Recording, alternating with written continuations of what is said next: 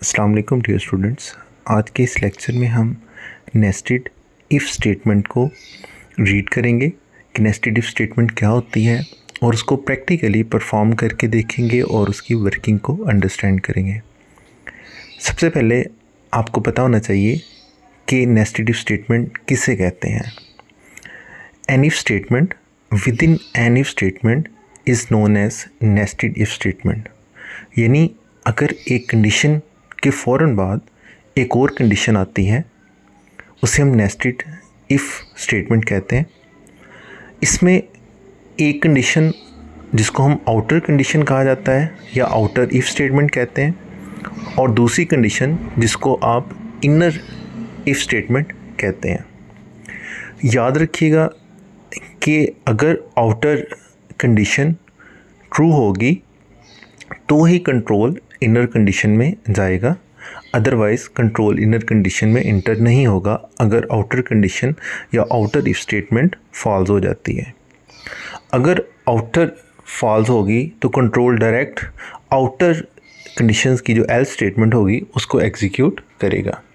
इसको प्रूव करने के लिए हमने एक सिंपल सा प्रोग्राम लिया है जिसमें मैंने 3 वेरिएबल्स लिए हैं ए, बी और सी और उनकी डाटा टाइप इंटीजर रखी है।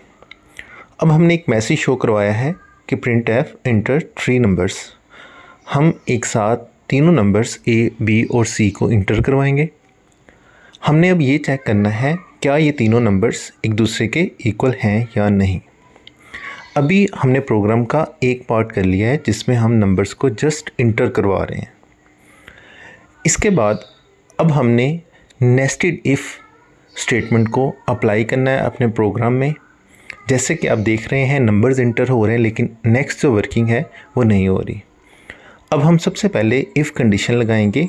जैसे कि आप ऑलरेडी इफ़ स्टेटमेंट को यूज़ करना सीख चुके हैं। हमने चूँकि चेक करना है क्या तीनों नंबर्स इक्वल्स हैं, तो सबसे पहले हम 2 नंबर्स को कंपेयर करेंगे। जैसे मैंने कंपेयर किया है कि if A is equal to B, ये आउटर कंडीशन है। इसके बाद इनर कंडीशन लग रही है if A is equal to C, यानी अगर ए बी के इक्वल आ रहा है और ए सी के इक्वल आ रहा है, इट्स मीन कि जो तीनों नंबर्स होंगे वो एक दूसरे के इक्वल होंगे। और यहाँ पे हम मैसेज शो करवाएंगे printf numbers are equal.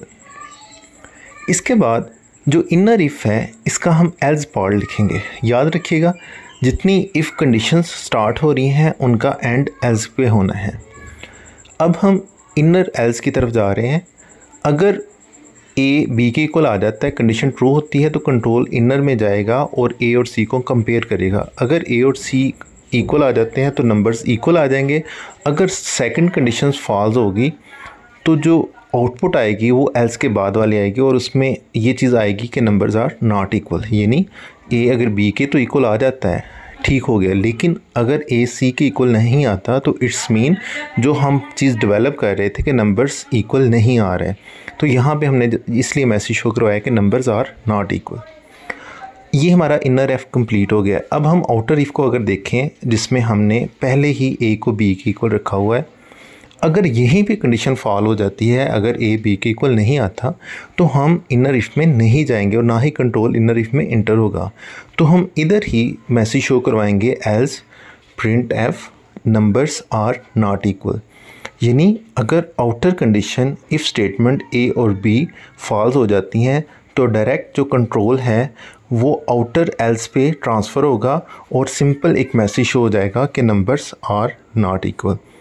तो डियर स्टूडेंट्स, ये था हमारा आज का प्रोग्राम। इसको हम सबसे पहले सेव करेंगे। आप किसी भी नाम के साथ अपने प्रोग्राम को सेव करना है और जैसे कि आपको पता है .cpp इस प्रोग्राम की एक्सटेंशन है। अब हमने प्रोग्राम को कंपाइल करेंगे और इसके बाद कंपाइल करने के बाद कोई एरर नहीं है। अब हम इसको रन करेंगे और रन करने के बाद आप कोई भी से भी 3 नंबर्स इंटर करवाएंगे। अभी मैं जो नंबर्स ले रहा हूँ मैं तीनों नंबर्स 2 2 ले रहा हूँ और आंसर हमारा आ रहा है नंबर्स आर इक्वल। अब मैं नंबर्स को चेंज करता हूँ। आप देख सकते हैं 2, 5 और 6 और अब जो आंसर आ रहा है वो आ रहा है कि नंबर्स आर नॉट इक्वल। अभी मैंने पहले दोनों नंबर्स इक्वल ले लिए हैं और थर्ड वाला 3 लिया तो नंबर्स आर नॉट इक्वल। इंशाल्लाह नेक्स्ट लेक्चर्स में हम मज़ीद प्रोग्राम को नेस्टेड इफ स्टेटमेंट के साथ डिस्कस करेंगे। Thank you.